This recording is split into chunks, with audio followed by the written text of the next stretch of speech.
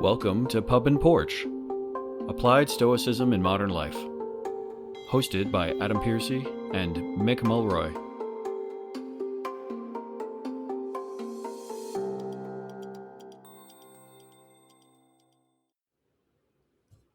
Welcome back to Pub and Porch, Applied Stoicism with myself, Adam Piercy, and my co-host, Mick Mulroy.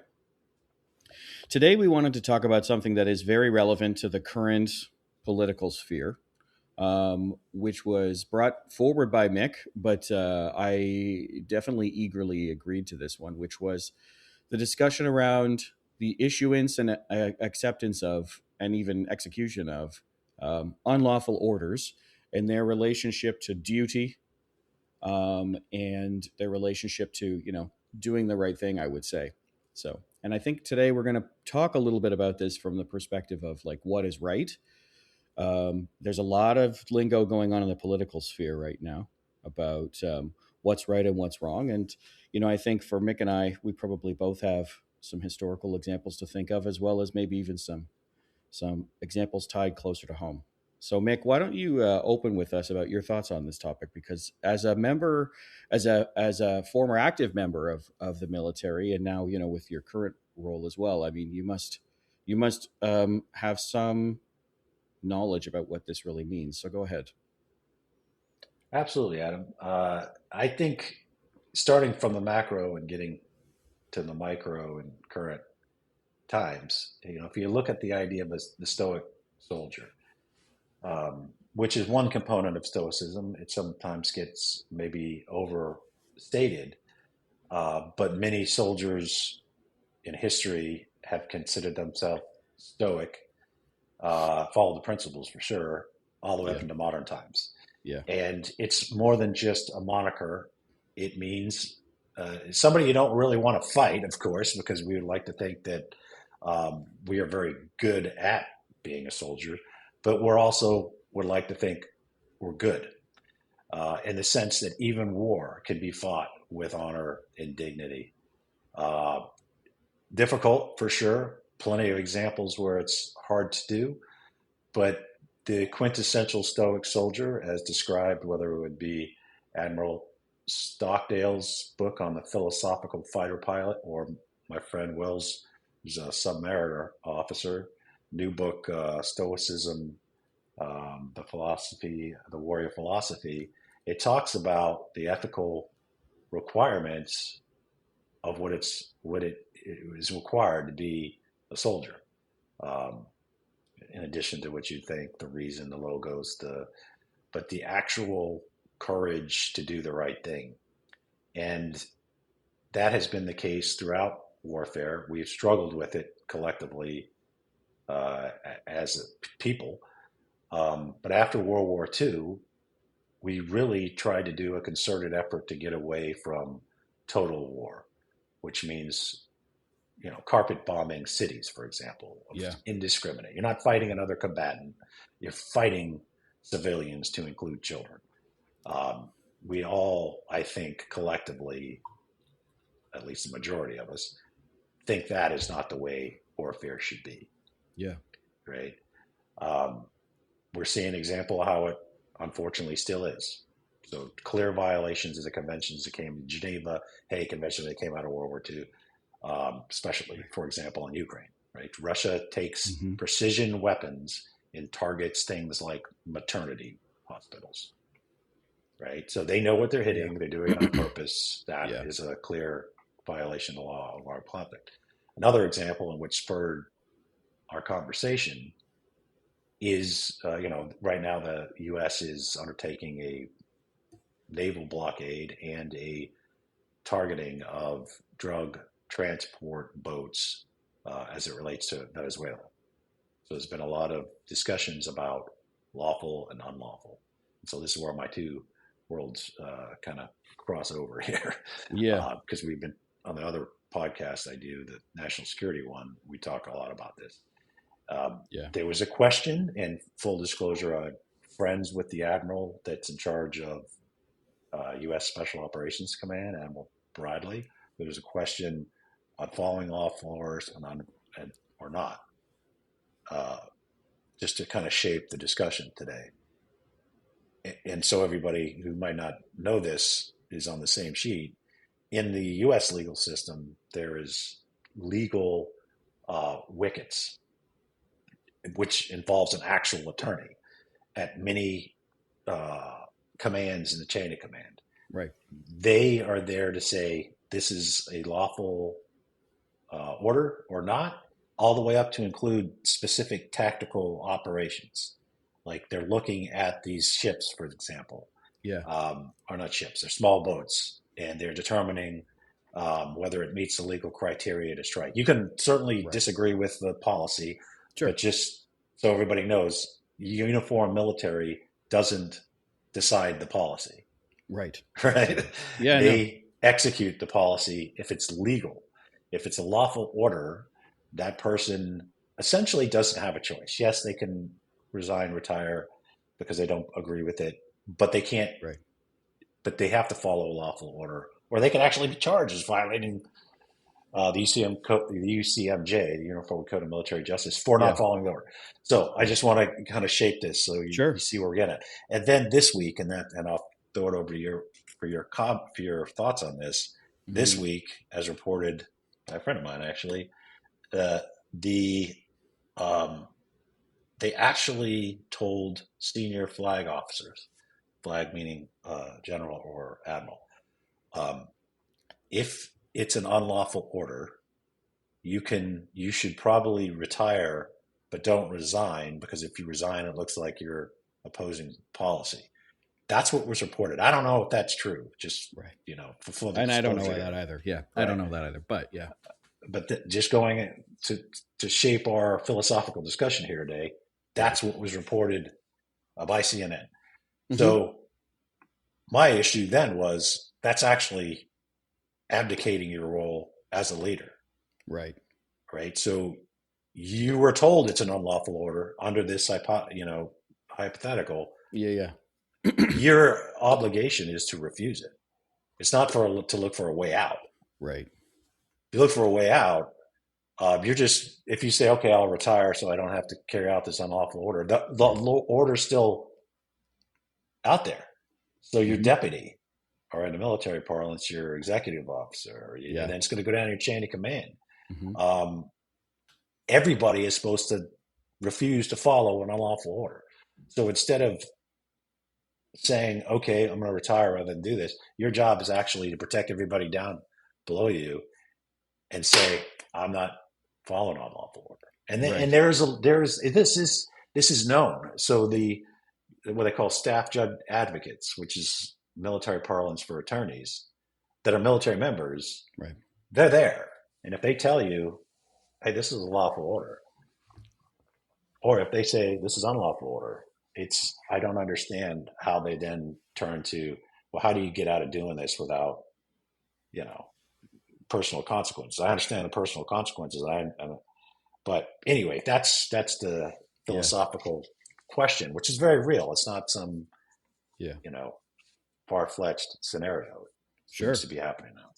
Yeah. And I think, we talk a lot here about choice and responsibility. And I think this is one of those key times where we have to do that, right? It is our duty as Stoics. It is our responsibility as men and women, I think, to assess everything in front of us, rationally with evidence and, using good judgment, right? So, the thing for me that I first thought about with a lot of this stuff is sometimes, unfortunately, in the modern world, there are times where people say things are lawful or they don't make a statement about it being lawful or not.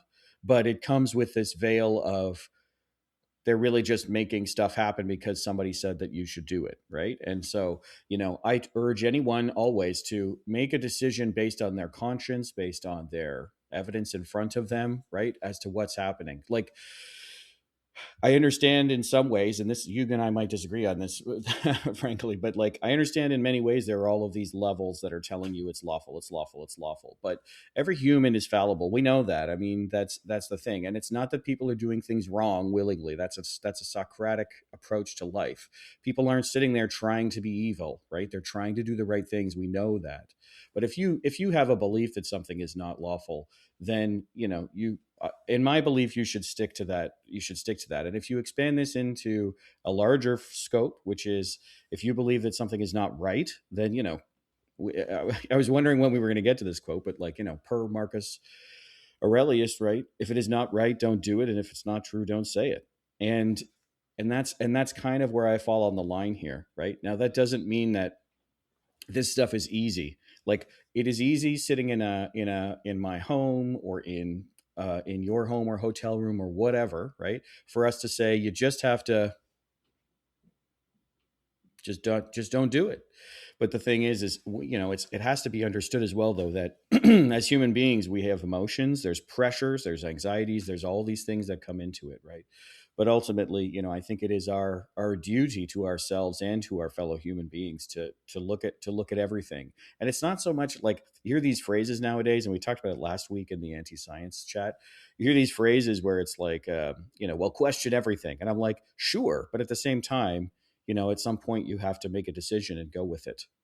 But to speak about your second point as well, because I'd love to hear about your first point, actually, about any feedback you have on the first point, but speaking about the second point as well, Napoleon said about Cato when Cato took his life after losing at Utica, he said, nobody, sorry, the only person who benefited from Cato's death was Cato. Like he extracted himself from a circumstance, and I personally, I'm a huge fan of Cato, but I do feel like he, in many ways, did not fulfill his final duty. He did not, he did not continue to stand up and say this is wrong.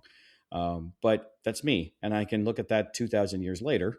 But that's how I feel about that. I think at the end of the day, is that you do have a duty to do that. So I'd love your take on the first part, though, Mick, because the interesting part about the military to me is all these levels, right? But I mean, I always understood it that okay, we're back after a small glitch, but hopefully everybody's hearing us okay still. So when we had a break, Mick, I was asking you about your opinion on my statement around like, the somewhat rigidized structure of the military with all these levels that are checking the lawfulness of things, but also my statement I think around the idea that. There's still a personal responsibility that you have to look at with some of this stuff. So even at like no matter what level you're at. So what's your opinion on that though? Because I've never served, so I don't know the structure as well as you do. Well, I mean, first of all, those out there that are saying, "Well, I'm not a soldier, so is this really relevant to me?" Um, there's examples of these kind of things outside of the military context, right? When you're basically instructed to do something that either is unethical or unlawful or immoral, right? By whoever, whether it's a business partner or a boss or tax issue. So there is relevance in this um, for everybody, I think. And being told to do something that you're uncomfortable with, it's unlawful. So obviously, it's beyond just your comfort level. In the military, the lawful part of the military can be very uncomfortable, right? You ultimately, as they taught us first thing in the Marine Corps, our mission is to locate, close with, and destroy the enemy by fire and maneuver, none of which is natural necessarily, and certainly comfortable. It's my point being is the lawful aspect of it still results in death, killing other humans.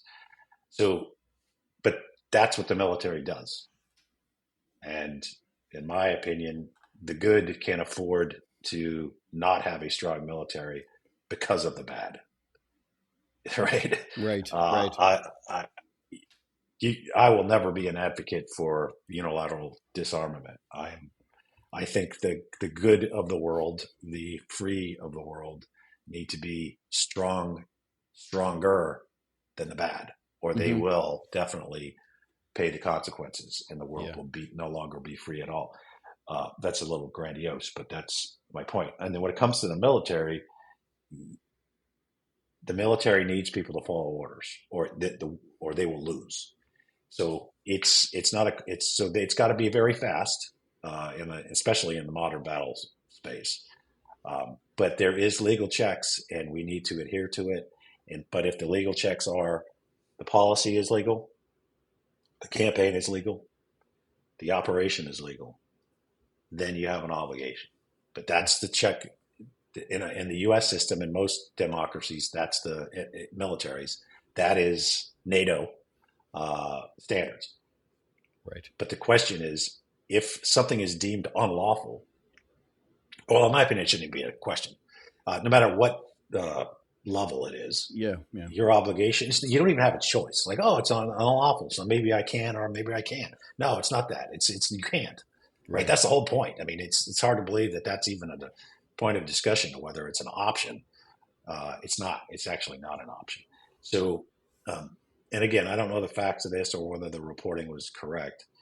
But if that's the case, then we're in a place that Stoicism could directly apply here. The idea of the Stoic soldier, which has been around since Cato, right, or actually way before Cato. I mean, Socrates himself was a warrior. Yes, we know. Right, exactly. Socrates, he was famous for turning down two, their equivalent of the Medal of Honors. Yeah. So he was a soldier. He was a soldier solely. He was actually the guy who would take the watch of his troops so they could get some sleep. He would give up his rations. Right? So he was the quintessential. He's the godfather of Stoicism. But it's like Marcus Aurelius. The guy. He was the general. He's not just the emperor, but he undertook all the hardships of his troops. I mean, Roman emperors didn't do that. They lived in fancy tents and had servants and such. Not Aurelius. And it's just from childhood. I mean, he grew up sleeping on a straw mat. On to George Washington. Was another great Stoic military leader. Another person I was reading about this week. I'm in DC now, but I'm staying in Leesburg for Christmas, which is just outside of about 30 miles outside. But anyway, George C. Marshall. Oh, right. He's from there, and he has a house there, and it's now a historical site. Okay. I hope to go back and visit. He's a great example of the Stoic soldier. He was one that was pivotal to winning World War II, against Nazi fascism and Japanese imperialism, for that matter. But then instead of wreaking havoc upon his enemies, he was obviously the architect of the Marshall Plan, and that's what he's known for. So, in my opinion, the consummate idea of the Stoic soldier: win the war, but show that it can be done with ethics and morality. So, a very good example of that. But I'd like to hear what you think about questions, because again, this isn't just in the concept and the construct of the military. This could be in many areas of life. Maybe not as dramatic, but maybe as dramatic. Yeah. So, working with the space program is an interesting part of the private sector, I would say, because you're always dealing with a very extreme circumstance with people, right? And I think one of the reasons why so many people from the military transitioned into the space program during the space race, especially, was because they needed people who could understand that, there were bigger implications to some of these decisions, right? And so, I specialize in what we call human-rated space flight safety. So stuff that I work on will be, hopefully, of course, but stuff that I work on will be used by astronauts. Excuse me. Stuff that I work on will be used by astronauts, and it will be used to maintain critical hardware and infrastructure. And it's something that you have to take into account here, right? So that means that, what's it? Yeah, totally. Yeah, and so I can't wait till we do a podcast on all this stuff. I know, me too. Well, it'll need to be a two-parter at least now. Yeah. But the thing for me is like you have to make decisions based on real evidence and whatnot. And you have to be ready to be accepted as someone who stands on the outside of the core group, because you need to be independent, and you need to be objective, and you need to be evidence based, right? And in history, there are very common occurrences, unfortunately, where people feel pressure and they do things where they're like, I shouldn't have done that, and then something bad happens. And a great example from the space program, of course, is the Challenger disaster. There were definitely people who were forced into, like, actually, I'll step back and say, the night before the Challenger launch, which was in January, I Yeah. believe, of 1986, there was essentially a meeting with the contractor. NASA had a meeting with the contractor, and this is all. There's a great books. There's a great new book from Adam Higginbotham on this one called Challenger, and they talk about this. So the company, the contractor who built the solid rocket boosters, was questioned by NASA the night before the launch as to whether or not it was safe to launch, and people who were in the meeting making the decision, they were told, okay, well, are you wearing your engineering hat or are you wearing your manager hat? And the implications of the manager hat is essentially like, we got to stick to schedule. We got to get the launch. We can't keep delaying. If you want, like, there's one quote from the meeting, because there is a transcript, because we always have the transcript meetings like that. Mm-hmm. And the meeting, this is from 1986, the meeting said something like, if it were up to you, we'd launch in May. And this is in January, right? And so people felt that pressure. And even when they thought it wasn't correct, they decided to say yes to launch and signed. There was, a very famous document which was signed with all these managers, and no engineers Mm-hmm. were signing on this document. Well, the next day they launch. It's the coldest that the shuttle has ever been launched at. And we know what happened from that. And later on, you see people in the documentary that's on Netflix about Challenger where they're like, I should never have signed that document. I should never have faxed it over. I wish so much that I hadn't done that. And you go, see, that's the real challenge here, right? Is that in my world, especially, right, which is not the military, right, but it has dire consequences for people's safety and life. And so this is the point where you have to accept that, yeah, there's a joke that we have in the safety team that I work with, which is, join the safety team. You'll eat lunch by yourself for the rest of your life.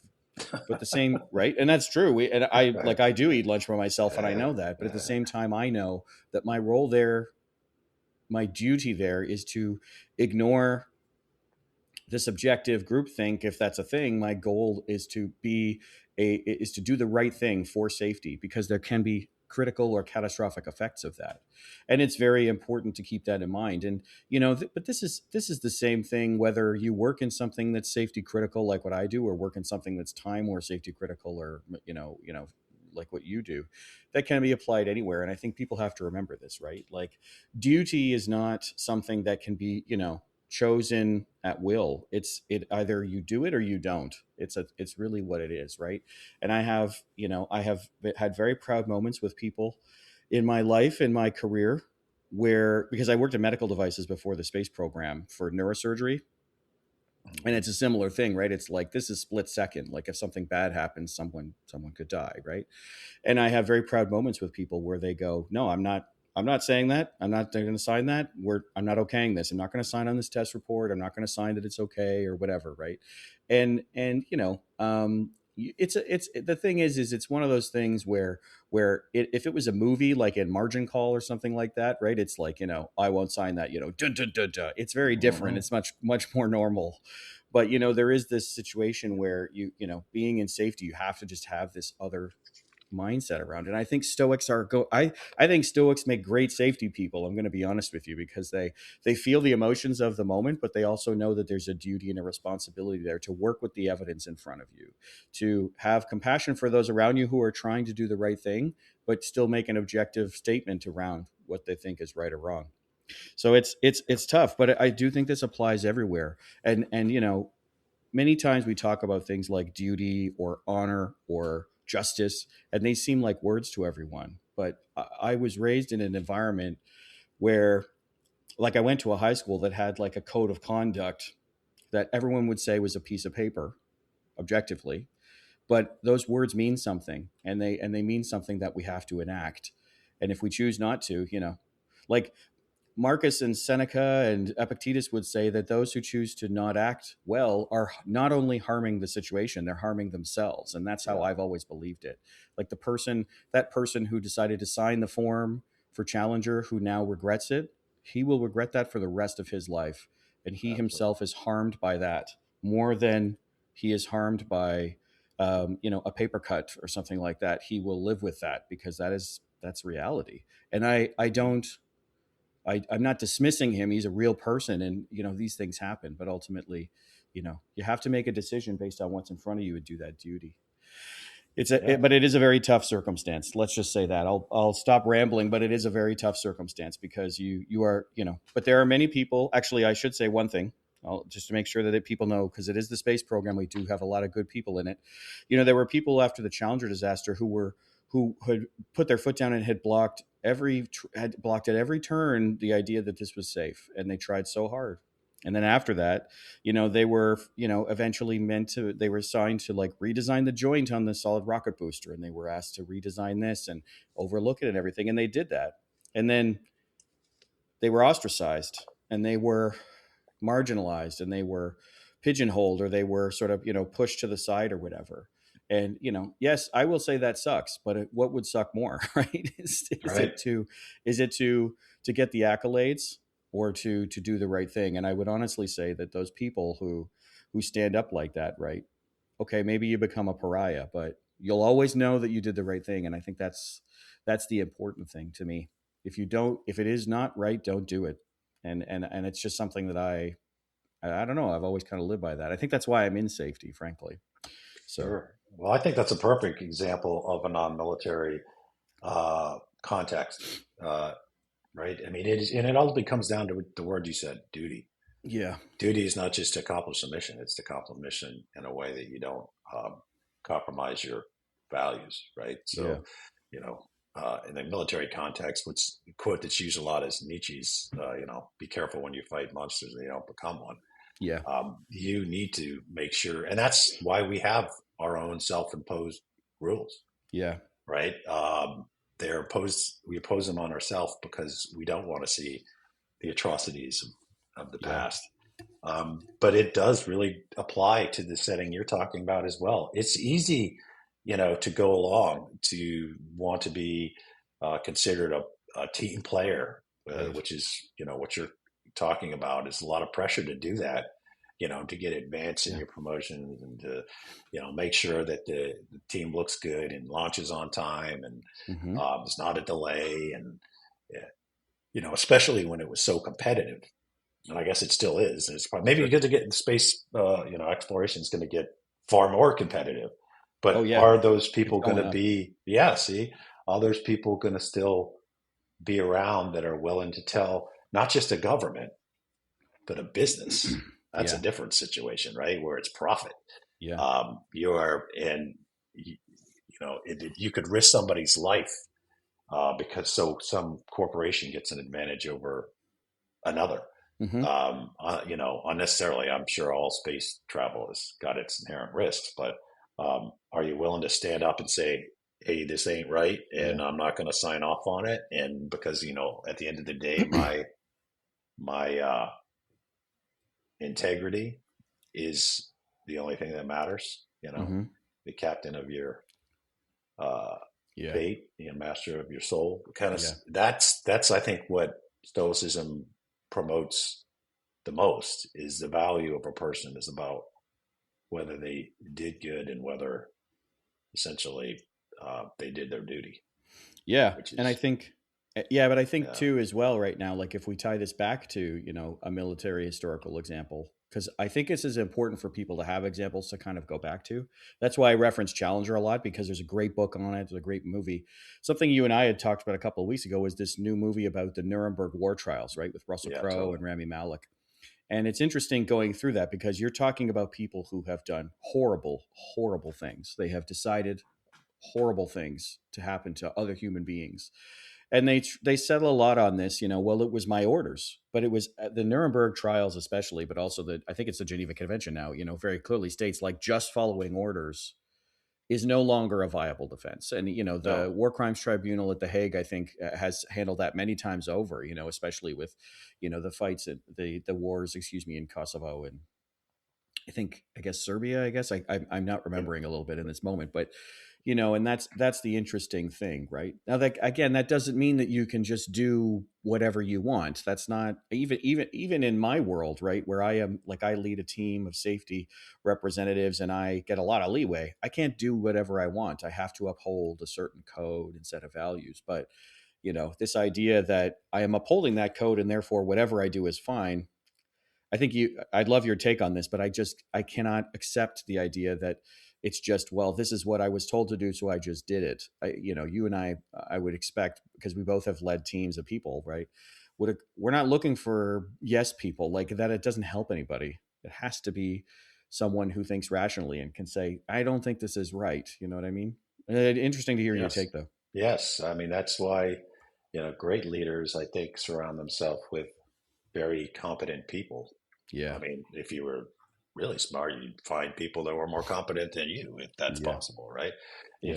If you're looking for yes people, then you actually don't care about their competence. Right. I mean, by definition, if Hmm. you just want them to say yes and carry out your orders, then their input is not valued, which means their competence is not important. Right. So, and that's one way to look at leadership. Certainly, Stoic style leadership is Yeah.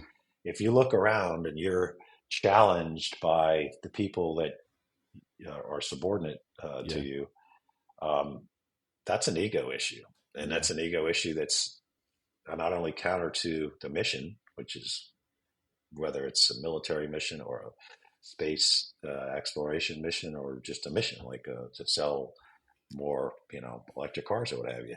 Yeah. Um, if your ego is so um, uh, fragile that you can't have people tell you that they disagree with you, that have a way to tell you that there's a better way to do it than they're doing, and you won't listen, then you're never going to be the leader that people need. You're going to be uh, hampered by your own kind of narcissistic type view of the world. Absolutely. And I'm curious for the last little bit. I'd like to talk a little bit your take on the idea of doing what's right, even if the other thing is still okay and lawful. So I want to cite an example from history because this is very Stoic. So Marcus Aurelius spent a good period of time at a place called Carnuntum, which was on the Danube in Austria, modern day Yep. Austria, and there they were fighting the Marcomanni, I think, or it might have been the Pannonians. I don't remember. There's a lot of tribes. So Yep. but what's interesting is as the emperor of Rome, Marcus has the ability to send everything against these people, and these are like Mm-hmm. horse tribes, right? So they're somewhat nomadic, and but they are vicious and they are fierce, and they have overrun the town before and everything, right? And Marcus actually writes a part of the Meditations at Carnuntum. There's a line that says "par ad Carnuntum," which means this is Mm-hmm. it from Carnuntum. And what I find interesting about that, though, is Marcus fights them, and then he stops fighting them, even though people would at the time want him to do what many leaders in the past have done, which is like Sure.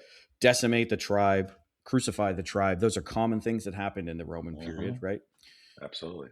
What Marcus does is he says, okay, I fought you back, I pushed you back, I don't want to fight anymore. I will, like, here's a treaty. I will honor this. And he pays them because I think this is how I've always interpreted it. I think in his mind, it's like this idea of like, what's the right thing to do here? Like I don't know that there's a history with him where he chose to decimate or crucify a tribe or something like that. But I know there's lots of history of him stepping in and saying, okay, we've done enough fighting. Let's have a peace treaty. I'd be interesting on your take on that because it's one where he could do whatever he wanted, but he Mm-hmm. decided what was right. And honestly, I think he did do the right thing because the war stopped, at least for a while, right? Yeah, I think that's a perfect example, Adam. Of- Obviously, most people that follow Stoicism are familiar with it, but it's spot on. And we didn't plan this, but it's kind of like if you look at George Marshall, Yeah. if you look at Marcus Aurelius, Marcus is known, and I think one of the reasons why he's held in such high esteem Yeah. is that he was different and he viewed the world different. He was harder on himself, even as an emperor, than he was on, the common person.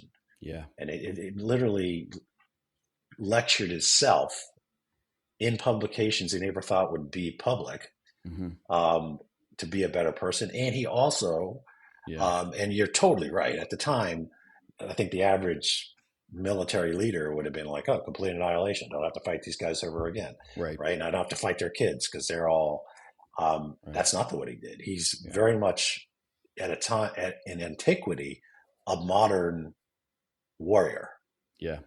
Right. Where annihilation is not the answer. It has to do with your own morality. It has to do with how eventually you want to live together and govern people.